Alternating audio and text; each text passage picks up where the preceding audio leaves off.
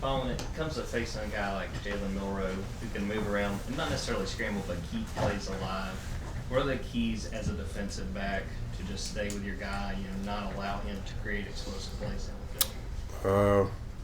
Really, man, when a guy like that, you got a guy that creative with his legs and with his throwing ability, being able to extend plays, it's hard, man. It's hard to defend. As a defensive back, really, you can only thing you can do is cover your guy, hoping that, the rush gets there and hoping that our game plan works to perfection. But, the guy's going to make plays. That's inevitable. The guy's a tremendous athlete. He's going to extend plays. We just got to do our best job to slow that down throughout the game. Yeah, it was announced today that Fran Brown's going to be the new head coach at Syracuse. How did he sort of help you in your own development here, and what is Syracuse getting in Fran Brown? Again, a tremendous coach, but more so a tremendous person. Coach Fran is, like I said, he's a great coach, but I feel like what makes Coach Fran so special, his relationship with us outside of football. We connect on a personal level. He's been there with me through spiritual advice, emotional advice. When I need to talk about my family, when I'm missing home, he's always there. Coach Fran is one of those people I can count on outside of football. My car breaks down, I know I can call Coach Fran. So one of those things, that's the person that he is to the core. That's what you're getting. That's what Syracuse is getting, and we're so proud of him, man. Hat goes out to him. We're tremendously proud of him. Obviously, that's a big deal to become a head coach, but the timing of it, is that emotionally or mentally distracting with a big game like this? No, we done had it before. Coach Lennon got the Oregon job kind of close to this time, and we ended up finishing that year pretty good. So, like I said, keeping the main thing, man. Coach Fran he brought in today. He came to practice. He brought energy. He brought juice.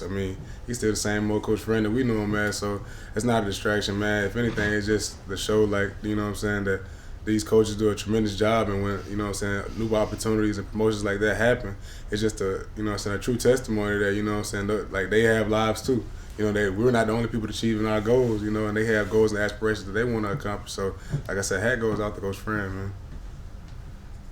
Yeah, Kendall said that Kirby has brought up this week that Georgia hasn't been able to beat Alabama in Atlanta for an SEC championship. As for a program that's accomplished so much, what does it mean to have that one box left unchecked, and how much of motivation is that heading into Saturday?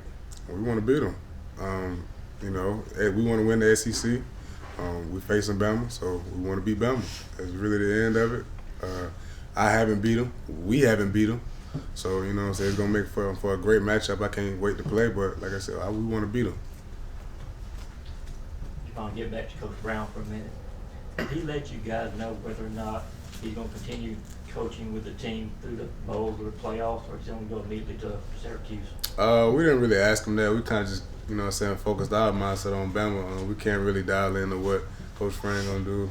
I'm pretty sure he'll let us know, if he decides to do whatever he decides. But like I said, right now our focus is on Bama. He hasn't told you yet, in other words? No, probably not. No, I ain't heard nothing. Yeah. Obviously, CJ and Raylan have had bigger roles of late. What have you seen from those two young linebackers? Guys coming in to work, man. Guys coming in. Coach Schumer does an amazing job of, getting guys ready in those big shoes. Being a linebacker at Georgia comes with a lot. You got to make calls. You talking to the D-line. You talking to the secondary. You talking to outside backers. You talking to the corners at times. So, that's big shoes to fill, and they embrace that role. They come to practice to work day in and day out. They make, of course, everybody makes mistakes here and there, but those guys, they learn quick, and they bought into, the standard in which we try to practice with and which we try to play with. And I feel like those guys are going to have a very bright future here.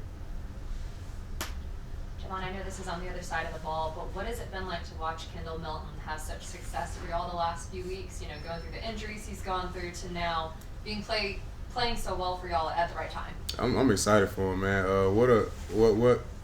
What better person to do the things that he's done but Kendall, the guy's been through so much, as far as injuries and things like that. Probably not things going the way he wanted them to. But, we always say, God might not be there when you want him, but he's always right on time. So, like I said, man, I'm proud of him. He's definitely going in the right direction.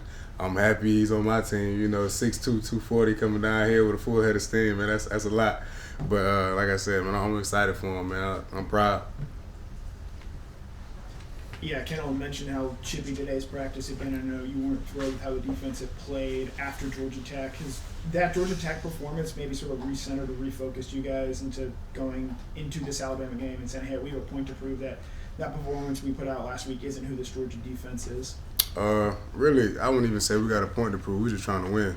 And we know we can't beat that team without having good practices. So we're trying to stack days on top of days on top of days. The game's not going to be won on Saturday. The game's won throughout the week.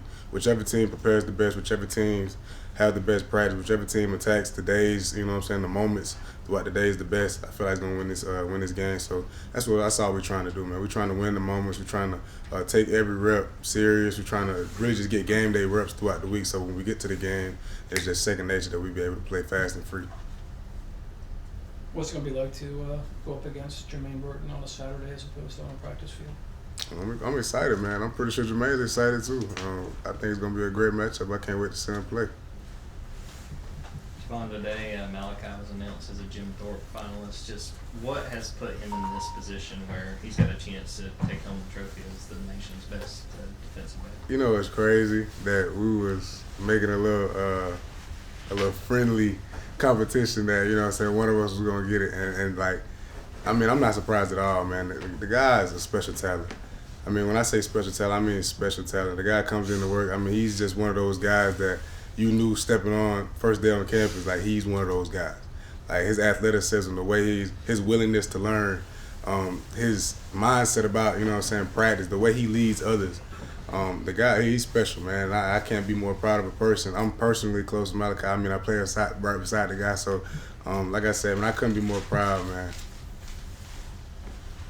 Hey, Javon, you talked about winning the moments, and your head coach has an innate ability to, change up a little mantra to make you focus on this practice or this game or something like that. I was just wondering what the message in the locker room has been this week, or either a couple of words, or what he's been reinforcing in y'all's heads this week. Really just don't let the game be too big for you.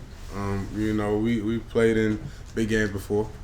Like I said, just really just dialing in and doing the little things. Whichever team does the little things best, he feel like, you know what I'm saying, we feel like that they have a better advantage of winning this game. So just dial in on the little things, don't take them for granted, and really just dial in on the things that you can improve on. Those little small, you know what I'm saying, stepping stones that people take for granted, is that those are the things that you need to lock in on in order for you to be successful in this game.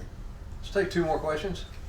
Javon, we've seen you win a couple of defensive MVP awards, and we've heard quarterbacks getting into rhythm or running back. I mean, can you really get into rhythm at safety, or how much of what you do is kind of dependent on opportunity versus maybe things you see or react quickly?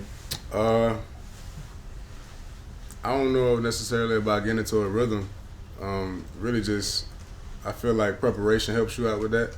You being able to anticipate things before they happen allows you to probably make more plays than the average player. But as far as the rhythm, I just feel like you gotta have confidence in yourself, have confidence in your game plan, and confidence in your teammates to just be out there and play free, man.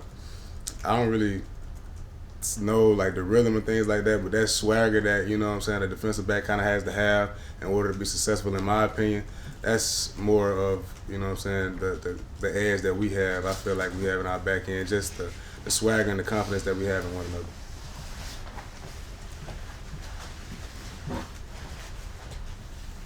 You guys got 3 wins at Mercedes-Benz Stadium last year. What do you think the vibes will be like when you walk in there? And is there anything different or special about playing there?